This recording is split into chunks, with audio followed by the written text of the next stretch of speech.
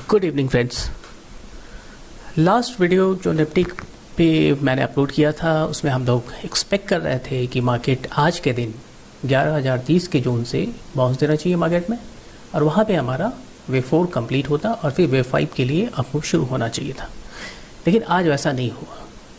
Last video में मैंने एक अल्टरनेट सिनेरियो भी डिस्कस करा था हम लोगों ने, जहाँ मैंने बताया था आप लोगों को कि हो सकता है कि हमारा वेब 3 जो है, पहले हम लोग मान रहे थे कि वेब 3 यहाँ पे ख़त्म हो रहा है हमारा, यानी जो 29/7/2020 है उसका हाई वेब 3 को कंप्लीट कर रहा है। लेकिन एक अल्टरनेट सिनेरियो मैंने हम लोगों ने डिस्कस करा था, जिसमें उस सिनेरियो में वेब 3 हमारा 22/7/2020 को ख़त्म होता, वेब 4 ट्रायंगल, और वेब 5 29/7/2020 का जो हाई बना उसमें हमारे वेब 5 को कंप्लीट किया।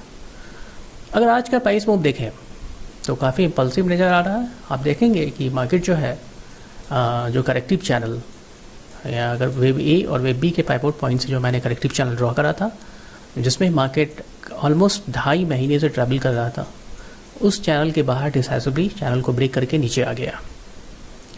ये एक इंडिकेशन है कि मार्केट में जो बड़ा मूव है वो शुरू हो चुका है। तो चलिए आज के वीडियो में हम लोग डिस्कस करेंगे कि अगर ये इम्पल्सिव मूव शुरू हो चुका है तो उस इम्पल्सिव मूव में हम लोग कहाँ पे हैं और उसको कैसे काउंट करेंगे हम लोग। तो चलिए शुरू करते हैं।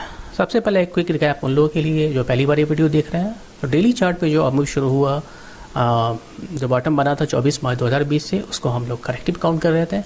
करेक्टिव इसलिए काउंट कर रहे थे कि इसको वेव 1 वेव 2 काउंट नहीं कर सकते। इसलिए नहीं कर सकते अगर हम इसको वेव 1 और वेव 2 मानते हैं, अगर चैनल ड्रॉ करें वेव 1 वेव 2 से, तो आप स्लोप देखेंगे वेव 3 का। हमेशा याद रखें कि वेव 3 जो होता है वो सबसे बड़ा इम्पल्स मूव होना चाहिए वेव 3, और उसका स्लोप भी काफ़ी स्टीप अप होना चाहिए, उसकी इंटेंसिटी काफ़ी बड़ी ज़्यादा होनी चाहिए, वो कम समय में उसको ज़्यादा डिस्टेंस ट्रैवल करना चाहिए। लेकिन आप यहाँ पे देखें स्लोप ड्रॉ करें यहाँ से, अगर ये वेव 1 और वेव 2 इसको मानते हैं, अगर आप स्लोप ड्रॉ करें तो आप इसका स्लोप देखें, और इसी स्लोप को अगर हम कॉपी करें और इस स्लोप को अगर हम यहाँ पे रखें, अगर ये वेव 2 होता तो वेव 3 मूव देखें, आप स्लोप देखें इसका, ये हमारा वेव 1 का स्लोप है अगर इसको वेव 1 मानते तो, और अगर हम यहाँ से ड्रॉ करें इसका स्लोप तो देखिए आप कितना शैलो स्लोप है, ये वेव 3 मूव हो ही नहीं सकता। तो जब ये वेव 1 जब ये इम्पल्सिव मूव इसको काउंट नहीं कर सकते तो उसको हम लोगों को करेक्टिव काउंट करना पड़ेगा। साफ है कि ये करेक्टिव मूव है जो एक्सटेंडेड करेक्शन है, इसको हम लोग डबल जी जैक मान रहे थे। तो उसमें हम लोग पहला ABC कंप्लीट कर चुके थे, यानी हमारा वेब W कंप्लीट हो गया था, वेब X कंप्लीट हो गया था, और फिर दूसरे ABC में A B और हम लोग C वेव में थे। और ऐसा लग रहा है कि आज का जो 29/7/2020 का जो हाई है उसने वेब C को भी कंप्लीट कर दिया है।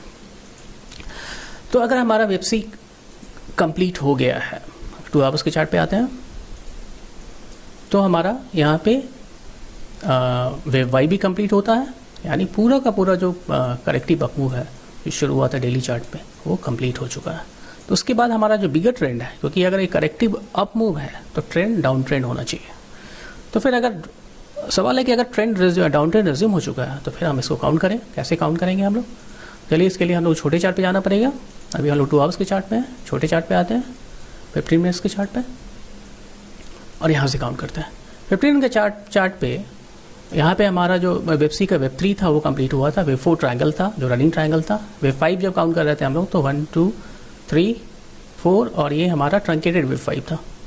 तो हम लोग यहाँ से काउंट करेंगे। हम लोग मानेंगे कि हमारा जो वेब 5 है, single bracket web 5, double bracket web C और वेब Y यहाँ पे कंप्लीट हुआ, यानी 29/7/2020 और प्राइस है 11,307। तो वहाँ से हम लोग काउंट शुरू करेंगे। तो यहाँ से काउंट करेंगे हम लोग वेब 1 वेब 2 वेब 3। अगर आप देखेंगे तो वेब 3 मूव जो है वेब 1 का, अगर आप फिबोनाची एक्सटेंशन लेंगे तो 161.8% आएगा। अगर आप देखें तो 161 एग्जैक्टली वहाँ पे वेब 3 खत्म हुआ हमारा। फिर वेब 4 हमारा ऐसा लग रहा है कि ट्रायंगल है, A B C D E। तो अगर वेब 5 मूव को देखें तो वेब 1 जो एक्सटेंडेड लग रहा है, वेब 2 वेब 3 वेब 4 वेब 5, हो सकता है कि वेब 5 जो है हमारा ख़त्म हो चुका है। काउंट में वेब 5 काउंट में हम लोग किसी एलिट वेब रूल को ब्रेक नहीं कर रहे हैं। वेब 3 हमारा सबसे शॉर्टेस्ट मूव नहीं है अगर आप चेक करेंगे तो, क्योंकि वेब 3 हमारा वेब 5 से फिलहाल बड़ा है। तो अगर ये अकाउंट वेब 5 अकाउंट सही है तो मार्केट को यहाँ से एक बाउंस देना चाहिए। तो यहाँ पे अगर वेब 5 वेब मूव ख़त्म हो चुका है, यानी हमारा बिगर वेब 1 कंप्लीट हो चुका है। क्योंकि अगर हम लोग एक्सपेक्ट कर रहे हैं कि अगर मार्केट में इम्पल्सिव डिक्लाइन शुरू हो चुका है। तो जो पहला 5 वेव मूव होना चाहिए वो वेव 1 को कंप्लीट करेगा। तो वेव 2 का हम लोग टारगेट जो निकाल लें, अगर यहाँ से मार्केट अप मूव देता है तो हम लोग मानेंगे कि हम लोग का वेव 1 जो है यहाँ पे कंप्लीट हो चुका है। देखिए, इस मूव को इंट्राडे चार्ट में मूव को काउंट करना इतना आसान नहीं है, फिर भी मैंने कोशिश करी इसको काउंट करने की। बहुत सारा इसमें बीच में बहुत सारे कन्फ्यूज़न भी आ रहे थे, क्योंकि प्राइस एक्शन बहुत एराटिक है। हमेशा प्राइस एक्शन आपको आइडियल नहीं मिलेगा। एलियट वेव के सिनेरियो में बहुत एराटिक प्राइस एक्शन मिलेंगे आपको, उसको काउंट करना उतना ईजी होता नहीं है। फिर भी अगर हम माने कि यहाँ पे हमारा वेव 5 खत्म हो रहा है तो एक मार्केट में बाउंस आना चाहिए। अब कैसे पता करेंगे कि मार्केट में एक करेक्टिव अप मूव आना चाहिए वेव 2 के शेप में? तो कैसे पता करेंगे कि वेव 2 मूव जो है हमारा शुरू हो चुका है? तो 15 मिनट के चार्ट पे जब हमारा ये वाला स्विंग हाई, यानी प्राइस है हमारा 10,942, यानी 10,950 के ऊपर अगर मार्केट निकल जाए तो हम लोग मानेंगे कि हमारा जो वेव 2 मूव है वो शुरू हो चुका है। अगर वेव 2 का हम रिट्रेसमेंट टारगेट निकालें यहाँ से तो 3 टारगेट लेंगे। 38% लेंगे पहला, जो आ रहा है 11,050, 50% लेंगे जो आ रहा है 11,090 यानी 11,100 के पास, और 61.8% लेंगे जो आ रहा है हमारा 11,150। एलिट वेव गाइडलाइन से हम लोग जानते हैं कि जब 5 वेव मूव खत्म होता है तो यहाँ से हमारा 1 2 3 ट्रायंगल 4, अगर 5 मूव आज के लो के पास ख़त्म होता है या थोड़ा नीचे आके भी ख़त्म होता है 5 वेव मूव, तो जो करस्पॉन्डिंग करेक्शन होता है वो प्रीवियस 4th वेव के टर्मिनस के पास ख़त्म होता है। यानी प्रीवियस 4th वेव कहाँ पे है हमारा? ये हमारा प्रीवियस 4th वेव, जिसका हाई यहाँ पे है और लो यहाँ पे है। यानी हाई हो गया हमारा 11,150 के पास, लो यहाँ पे। यानी ये जो करस्पॉन्डिंग वेव 2 करेक्शन होगा वो प्रीवियस 4th वेव के एरिया में जाके ख़त्म होगा, और most often near it's terminus जो है, यानी टर्मिनस इसका यहाँ पे ख़त्म होना चाहिए। तो हम देखेंगे 50% जो हमारा आ रहा है 11,090, 61.8% टर्मिनस के पास आ रहा है 11,150। यानी हम लोग एक्सपेक्ट करेंगे कि अगर ये 15 मिनट के चार्ट पे 10,950 का लेवल टूट जाएगा तो मार्केट को ऊपर जाना चाहिए वेव 2 के फॉर्म में, और जो उसका जो टारगेट होगा वेव 2 का वो पहला 50% रिट्रेसमेंट ऑफ वेव 1 जो है 11,090 से लेके 11,100, और उसके ऊपर निकल जाता है तो हमारा दूसरा टारगेट होगा 11,150।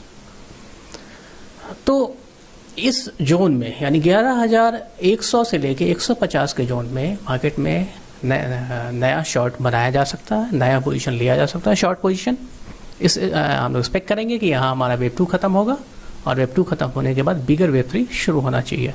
तो एटलीस्ट अगर मान लें कि अगर आप 11,100 के पास शॉर्ट कर रहे हैं तो आप वहाँ पे एक वीकनेस का वेट करेंगे, बेयरिश स्विंग स्ट्रक्चर का वेट करें आप, या आप जो भी ट्रेड ट्रिगर यूज़ कर रहे हैं उसका इस्तेमाल करें।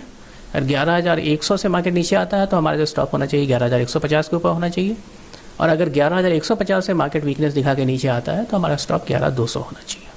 तो अगर हम टारगेट कैलकुलेट करें कि 11,100 या 11,150 के पास से अगर निफ्टी वेव 2 हमारा ख़त्म होता है और फिर वेव 3 मूव शुरू होता है तो उसका टारगेट क्या होगा? तो जो पहला टारगेट होना चाहिए हमारा वो होना चाहिए, जो इमीडिएट लो होगा हमारा वो होगा जो आज का लो है, यानी 10,890 के आसपास। फिर दूसरा टारगेट जो होगा, हम लोग बड़े चार्ट पे आते हैं कैलकुलेट करने के लिए 2 आवर्स के चार्ट पे, और यहाँ से हम लोग फिबोनाची एक्सटेंशन लेंगे। यहाँ से हमारा वेव 1 शुरू हुआ था, और फिर यहाँ पे अगर वेव 5 ख़त्म हुआ हमारा तो वेव 2, अगर हमारा वेव 2 जो है 11,150 के जोन में ख़त्म होता है मान लें, तो जो पहला टारगेट हो हम लोग इक्वालिटी का लेंगे, wave 1 is equal to wave 3। जो मिनिमम टारगेट है कायदे से वेव 3 को 161.8% या उससे ज़्यादा होना चाहिए।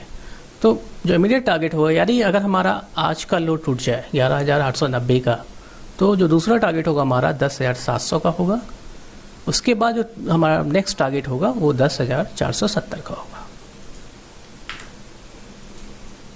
तो ये था मेरा Elliott wave analysis of Nifty till now. Thanks for watching, good bye.